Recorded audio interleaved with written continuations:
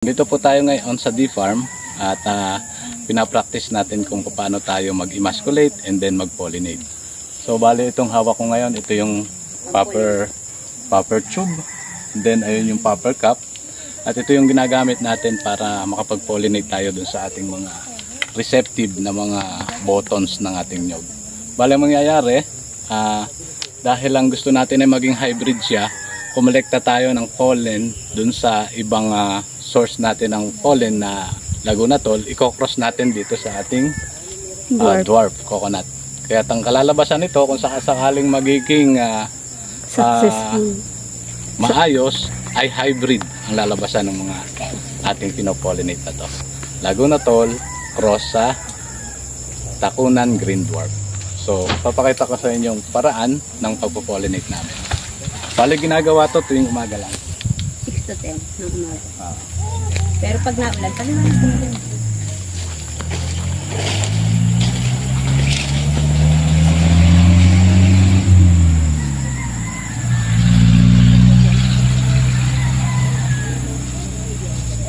So ito yung paraan ng pagpo-pollinate. Para nang sa ganon medyo hindi na tayo aakyat pa doon sa puno, dagamot mababa siya. Ginagawa nga pala ito 3 consecutive days na pag receptive na yung ating mga buttons, 3 beses natin araw-araw. Every morning natin gagawin ito.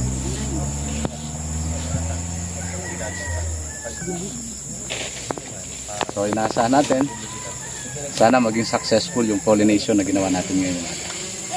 So punta ako dito kay ate. Siya po yung kasamahan natin na taga Albay Research Center. Siya po ang senior agriculturist namin. Siya po ang ating kasama sa provincial office ng Albay. Pinasurvey ni ate kung saan yung magandang pesto. Yung sa baba. Medyo pataas naman. Itong sa baba, kasi hindi siya natatamaan. Yun. Tapos yung sa gawing kanan. 06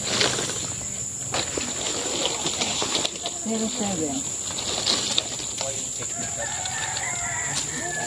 Sa totoo lang, mas maganda kung wala ng kawayan pag ganito lang kabababa. Kaya lang, pag medyo mataas, medyo may hirapan tayo. Kaya gumagamit tayo ng stick.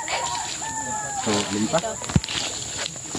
Ayan. Papakita ko sa inyo paano ito nang hindi na natin gamit yung stick. So, si Miss Rina ang ating pag-pollinate.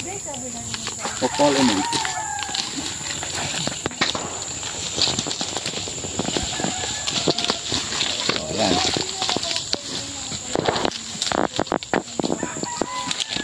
Abot lang din niya. Pwede na tayong hindi gumamit ng stick. Ayan. Mas accurate kasi kung mas malapit.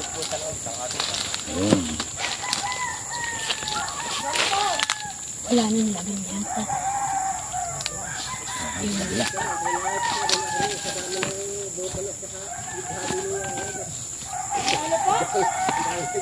Ano pong likha? Ayan. Galing. Tama yung kahapon. Kaya gamit natin yung stick. Ganito yung taas ng ating pinopollinate. Isa dito. Nais ko lang ulit ipaalala na 3 consecutive days every morning dapat nagpo-pollinate tayo para ma-sure natin na yung ating maging successful yung pollination ng mga yan. Para makapag-produce tayo ng good quality planting materials.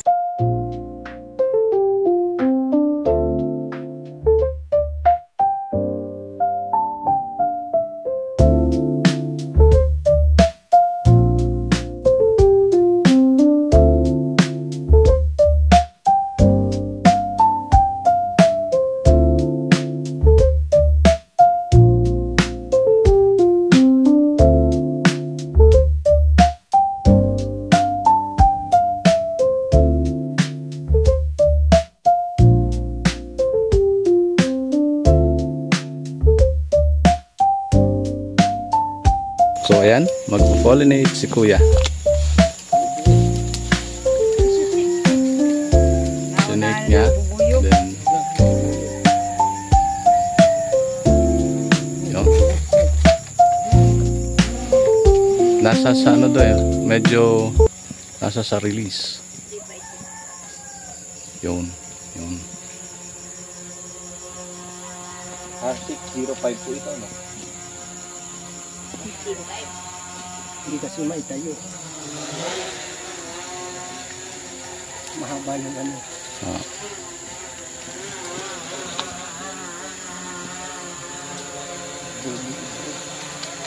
Isa na lang kuya, isang pump na lang. Okay. Okay.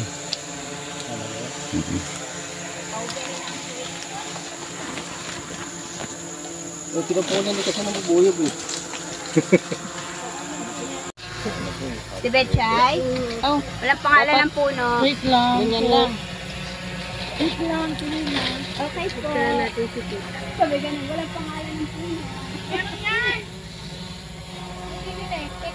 Bagay, isang ano lang naman yan. Sa may So, friend. ayan. Isang... Ano, R7, T6. Okay. Basta ano malagyan. Yan lang. Okay. Para tipid.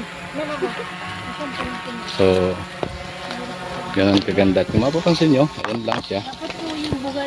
Napakababa lang. Oh, sorry. Sorry, ate Nina, sorry. Chuli. Yan yung mga nabuo niya.